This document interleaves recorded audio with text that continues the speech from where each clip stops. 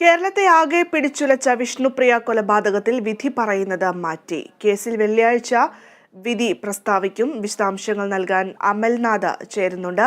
അമൽ, 2022 ഈ ഒരു സംഭവം ഉണ്ടായത്. നമുക്കറിയാം, കേരളമൊട്ടാകെ ചർച്ചാ വിഷയമായിരുന്നു പ്രണയാഭ്യർത്ഥന നിരസിച്ചതിനെ തുടർന്നുണ്ടായ ഈ കൊലപാതകം. എന്തായാലും ഇന്ന് നിർണായക വിധി പ്രസ്താവിക്കുമെന്ന് നമ്മളെല്ലാവരും കാത്തിരുന്നു. പക്ഷേ അത് മാറ്റിവെക്കുകയായിരുന്നു.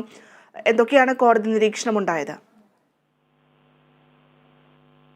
ഭദ്ര, കൊലയുടെ ഏറ്റവും വലിയ ഉദാഹരണമായിരുന്നു ഈ വിഷ്ണുപ്രിയയുടെ കൊലപാതകം. ഇതിന്റെ വിധി ഇന്ന് ഉണ്ടാകുമെന്നായിരുന്നു പ്രതീക്ഷിച്ചിരുന്നത്. എന്നാൽ മെയ് 10 വെള്ളിയാഴ്ചത്തേക്ക് വിധി മാറ്റിവെക്കുകയായിരുന്നു.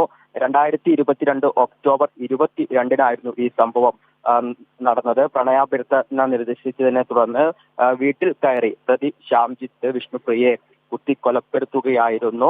തലശ്ശേരി അഡീഷണൽ ജില്ലാ കോടതിയിലാണ് ഇതിന്റെ വിചാരണ നടന്നത്. 2023 സെപ്റ്റംബർ 21-നായിരുന്നു വിചാരണ തുടങ്ങിയിട്ടുണ്ടായിരുന്നത്. ഏകദേശം 73 സാക്ഷികൾ ഇതിന്റെ ഭാഗമായി മൊഴികൾ നൽകിയിട്ടുണ്ട്.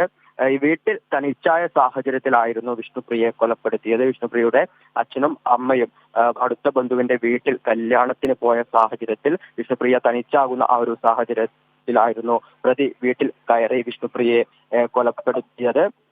അതേസമയം തന്നെ ഈ കൊലപാതകവുമായി ബന്ധപ്പെട്ട എല്ലാ കാര്യങ്ങളും പ്രതി ശ്യാംജിത്ത് ഗൂഗിളിൽ നോക്കി മനസ്സിലാക്കിയതിന് ശേഷമായിരുന്നു ഈ ഒരു കൊലപാതകത്തിലേക്ക് എത്തിയിട്ടുണ്ടായിരുന്നത്. 14 വർഷമാണ് ഇത്തരത്തിൽ കൊലപാതകം നടന്ന ശിക്ഷ ലഭിക്കുക. തനിക്കിപ്പോൾ 25 വയസ്സാണുള്ളത്. 39ാമത്തെ വയസ്സ് തനിക്ക് പുറത്തിറങ്ങാം. ഇത്തരം കാര്യങ്ങളൊക്കെ മനസ്സിലാക്കിയ ശേഷമായിരുന്നു ഈ ഒരു കൊലപാതകത്തിലേക്ക് എത്തിയിട്ടുണ്ടായിരുന്നത്. ശ്യാംജിത്തിന്റെ ഈ ഒരു പ്രണയ അഭ്യർത്ഥന നിരസിച്ചതിനെ തുടർന്നായിരുന്നു വീട്ടിൽ കയറി കൊലപ്പെടുത്തിയത്. എന്തായാലും ഇന്ന് ഇതിന്റെ വിധി ഉണ്ടാകുമെന്നായിരുന്നു പ്രതീക്ഷിച്ചത്. നിലവിൽ ഇപ്പോൾ മെയ് 10 വെള്ളിയാഴ്ചത്തേക്ക് വിധി പറയാൻ വേണ്ടി കോടതി ഈ കേസ് മാറ്റിവെച്ചിരിക്കുകയാണ്. ഭദ്ര.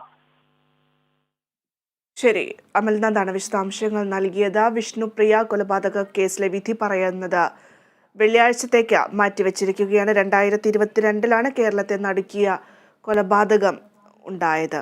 പ്രണയപ്പക തന്നെയാണ് കൊലപാതകത്തിലേക്ക് നയിച്ചത്.